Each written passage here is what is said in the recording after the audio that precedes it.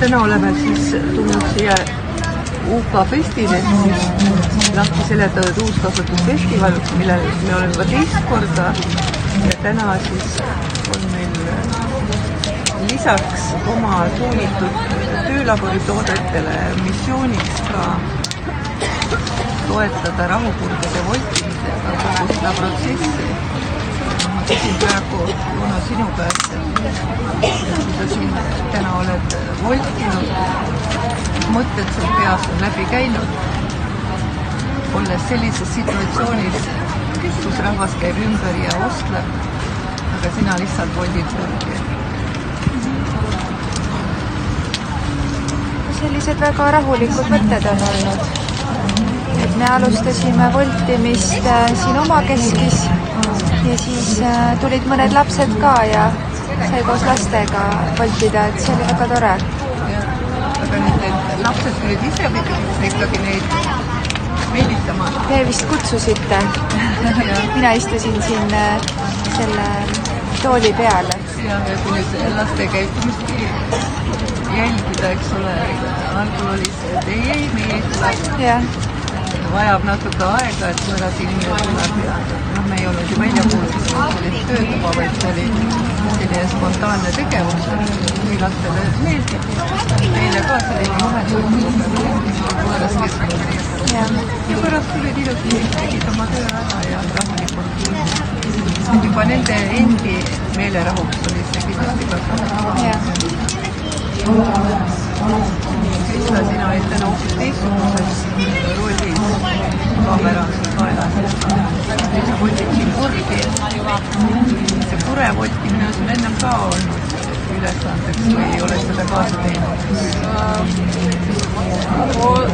Otseseks ülesandeks ei ole olnud, aga olen voltinud ja purginud.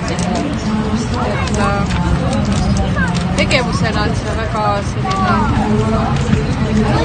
rahustav, samas kui väljas olla, siis ta ka nagu aitab midagi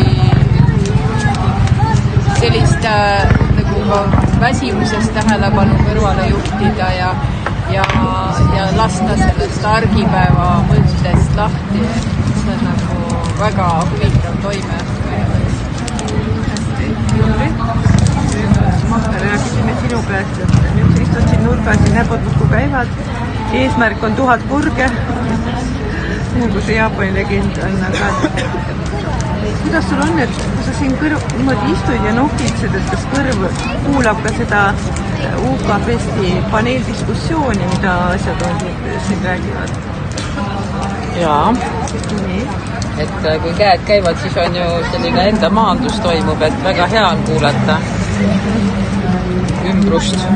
Kas sealt jutu seest tuli midagi ka sellist välja, mida meie ise pooldame või oleme mõelnud?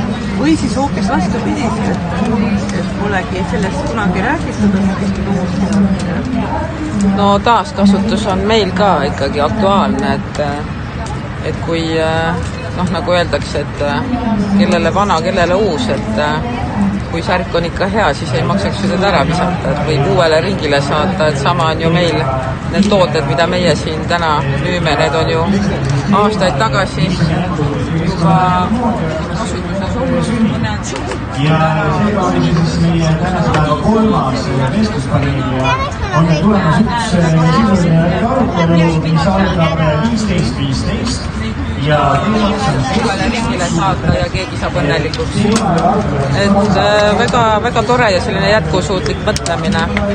Aga kui me neid purgi siin tegin, hommikupoole vaatasin seda melu ja sellist, et ostan müün, siis kure tegemisega tuli see mõte jah, väga selgelt, et kõike võib osta raha eest, aga rahu ei saa osta, et rahusse saab ise panustada ainult, et pead midagi tegema selle jaoks, et see rahu oleks. Väga õige. Oled jõudnud õigele mõttele jälile tänasel laupäevasel päeval. Ja tõepoolest mulle jäi ka kõrva siit ennem see vestlusringi jutt, et sina vabaned mõnest esemest ja sinu jaoks on ta vana, aga keegi teine saab selle endale ja tema jaoks on suur. On see auto, on see maja, on see mõni toidunõu või eie. et tema saab uue asja. Ja et nii palju asju on maailmas juba olemas, toodetakse neid midagi ja toodetakse juurde kogu aeg. Samas palju asju, korralikke asju ja sisuliselt uusi kandmata asju.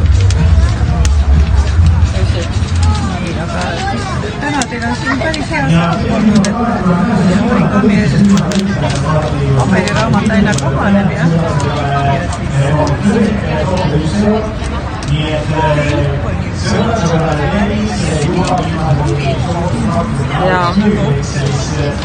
tegime paar nööri juurde ka Punuma.